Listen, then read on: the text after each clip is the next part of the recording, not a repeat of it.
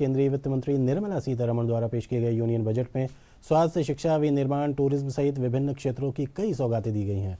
जयपुर के उद्यमियों और व्यापार संगठनों के पदाधिकारियों ने बजट का स्वागत किया। उद्यमियों का कहना है कि केंद्र सरकार का बजट न केवल बहुआयामी है बल्कि विकसित भारत के संकल्प को और गति देने वाला भी है। वित्त मंत्री द्वारा की गई विभिन्न घोषणाएं आत्मनिर्भर भारत के साथ हर क्षेत्र के विकास के लिए काफी महत्वपूर्ण साबित होगी। एब्सोल्युटली, आई थिंक आज का अगर बजट को डिस्क्राइब करें फ्यू वर्ड्स में तो it will be heal India and skill India.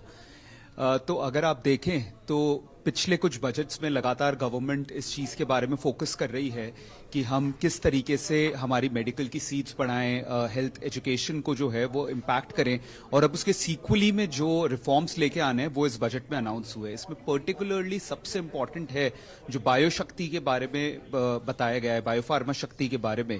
तो बायोसिमिलर्स बहुत ज्यादा इंपॉर्टेंट रोल प्ले करते हैं हेल्थ केयर को मिनिमाइज करने में। एंड आदरणीय जो बजट फाइनेंस मंत्री हैं उन्होंने बताया भी कि इंडिया का जो डिजीज बर्डन है वो शिफ्ट हो रहा है एक्यूट डिजीजेस से क्रॉनिक डिजीजेस में। तो उसमें बायोसिमिलर्स और बायोफार्मा रिसर्च का बहुत इंपॉर्टेंट पहलू है, रोल है to minimise the cost of health care. जो गवर्नमेंट ने जो टैक्स हॉलीडे अनाउंस किया है 2047, specially promoting the foreign companies. तो फॉरेन की कोई भी क्लाउड कंपनीज अगर इंडिया में आती है और वो यहाँ से इंडिया से अगर फॉरेन कंपनीज को बाहर की अगर सर्विसेज देती है, इंडिया में सर्विसेज देती है, तो उनको टैक्स हॉलीडे है। इसका बहुत सिंपल और इम्प्लीकेशंस आएगा कि आपके पास में बहुत ज्यादा जो डेटा सेंटर्स हैं ओपन होने के चांसेस होंगे।